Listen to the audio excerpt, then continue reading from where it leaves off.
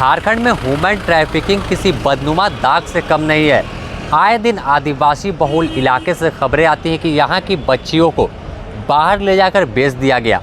आखिर ऐसा क्यों होता है? क्योंकि उनके परिवार बदहाली में जीवन जीते हैं और कुछ दलाल जो होते हैं वो उनके आवास पर उनके घरों में पहुँचते हैं और लालच देते हैं कि हम आपकी बेटी को इतना पैसा देंगे और कुछ पैसे एडवांस में भी उनके माँ बाप को दे देते हैं।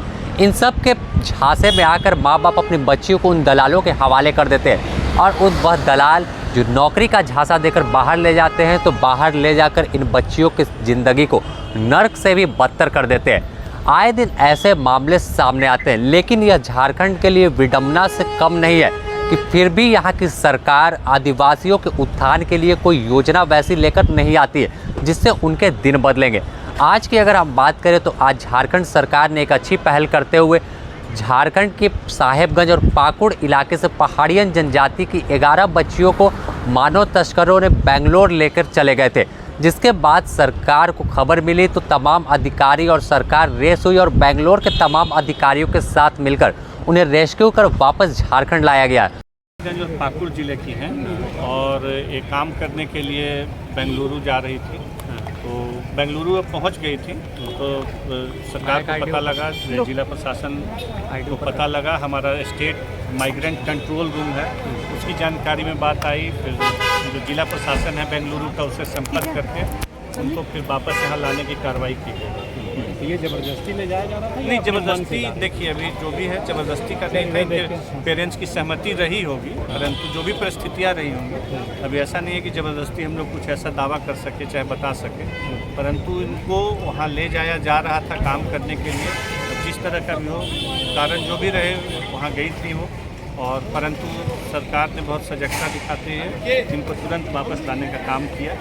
अभी हम लोग रांची में इनके आने के बाद इनको प्रेमाश्रय, अभी जो रांची में जो महिलाओं चाहे बच्चियों का एक इस शरण स्थल है वहाँ पे उनको हम लोग छुट्टियाँ में भेज रहे हैं। वहाँ से फिर इनको इनके गृह जिला भेजा जाएगा। अभी इनकी काउंसलिंग की जाएगी CWC के द्वारा और उसके बाद फिर इनको इनके गृह जिला भेजा जाएगा और जो जिस स्तर की होंगी उनको उस तरह का नियोजन देने का प्रयास किया जाएगा। प्रशिक्षण दिलवाने का हम लोग प्रयास करेंगे। कौन ले गया था सर? देखिए ये अनुसंधान का विषय है और ट्रैफिकिंग जो है पूरा CID के अंतर्गत आता है, तो पुलिस विभाग ही इस पर अपना निर्णय दे पाएगी। हमारा जो है श्रम विभाग और प्रशिक्षण विभाग जो है, तो हम लोग चाहेंगे कि इन बच्चियों को अच्छा प्रशिक्षण दिया जाए, इनको नियोजन अपने ही जगह पे दिया जाए कि ये सुखमय जीवन बिता सकें और इनको भविष्य में इस तरह की समस्या का सामना न करना पड़े। पहली बार ऐसी बच्चियों को फ्लाइट से लाया गया, पहले तो ट्रेन वगैरह से रेस्क्यू जब भी होती थी आती, तो ये तो अच्छी बात है, ये तो अच्छी बात है। क्या बोलेंगे? ये अच्छी बात है कि इनको प्लेन से लाया गया। ट्रेन से देखिए ट्रेन के माध्यम से बहुत सारा ध्यान रखने की आवश्यकता पड़ती है, वहाँ टीम चाहिए। प्लेन से आई, इनके लिए भी सरल तो नहीं बोलेंगे, इनका भी पहला अनुभव रहा होगा, पर इनके लिए था आरामदेह था। ये प्लेन से आई, तत्काल आ गई और अब इनको जो भी ज़रूरी आवश्यकता है इनकी ओर देखी जाएगी।